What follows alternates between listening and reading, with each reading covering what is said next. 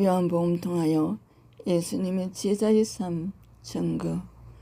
요한복음 15장 7절, 요한복음 13장 35절, 요한복음 15장 8절 말씀으로 인도받겠습니다. 예수님은 제자를 단순히 교회에 다니는 사람이 아니라 주님 안에 거하며 사함으로 복음을 전가하는 사람으로 부르셨습니다. 요한복음은 참된 제자의 삶이 무엇인지 분명하게 보여줍니다.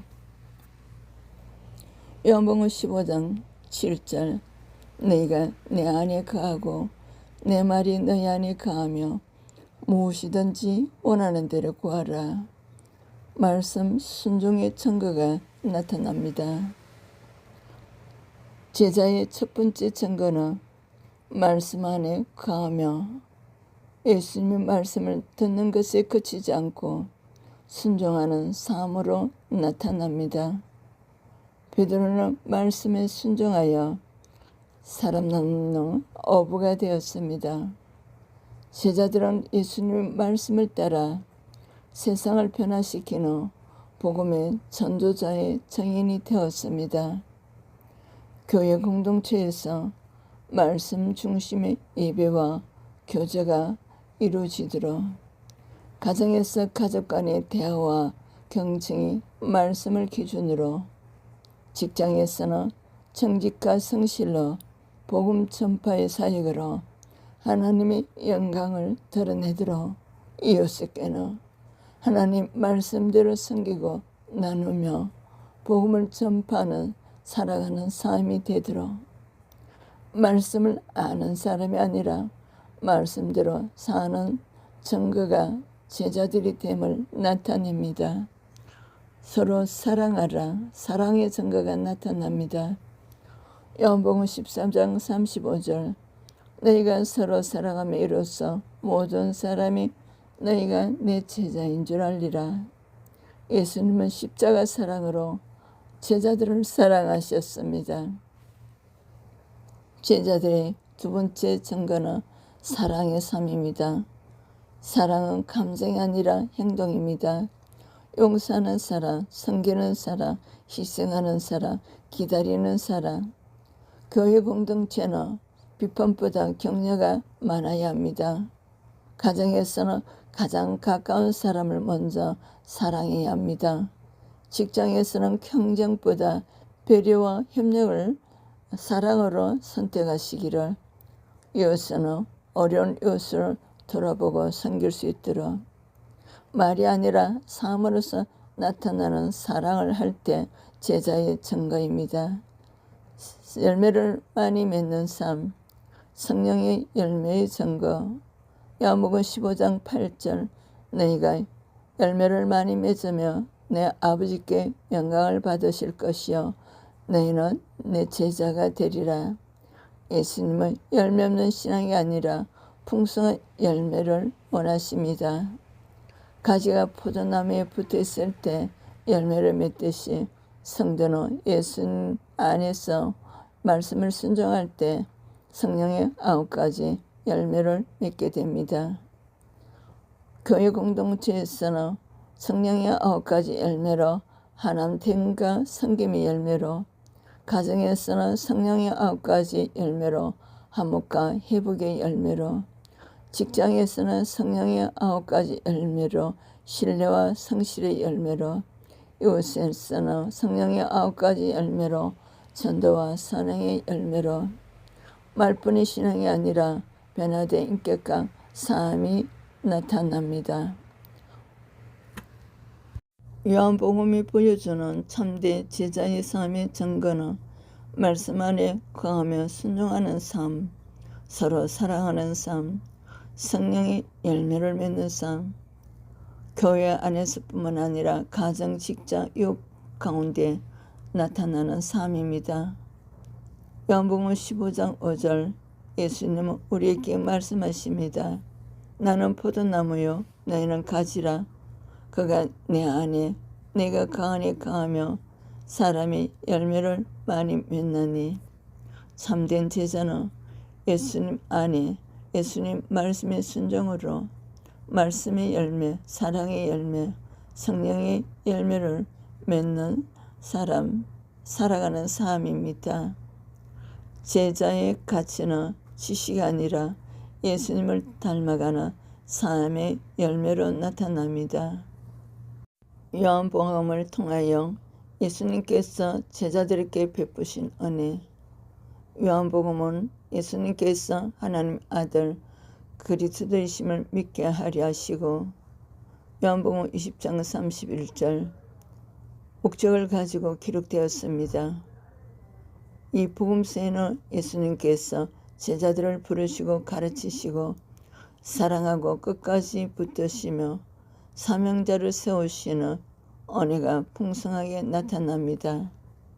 부르심의 은혜. 요한복음 1장 39절 와서 보라. 예수님은 어부 평범한 사람들을 찾아오셔서 제자로 부르셨습니다. 안드레, 베드로, 빌립, 나다나엘. 제자는 자신의 자격이 아니라 예수님의 은혜로 시작됩니다. 동행의 은혜. 내가 너희와 함께 있노라. 예수님은 제자들과 함께 먹고 자고 다니며 하나님 나라를 가르치셨습니다. 요한복음 2장 가나 혼인잔치, 요한복음 6장 오병이의 기적, 요한복음 6장 무리를 걸으신. 제자는 예수님과 동행하면서 믿음이 성장합니다. 깨닫게 하시는 은혜. 제자들은 처음에는 예수님을 잘 이해하지 못했습니다. 성전 정결 사건도 이해하지 못하였으며 십자가 사건도 이해하지 못했습니다. 요한복음 14장 26절. 그러나 성령께서 오신 후 모든 말씀이 생각나게 되었습니다. 제자의 성장은 지식이 아니라 성령의 은혜로 이루어집니다. 끝까지 사랑하시는 은혜. 요한복음 13장 1절. 세상에 있는 자기 사람들을 사랑하시되 끝까지 사랑하시니라.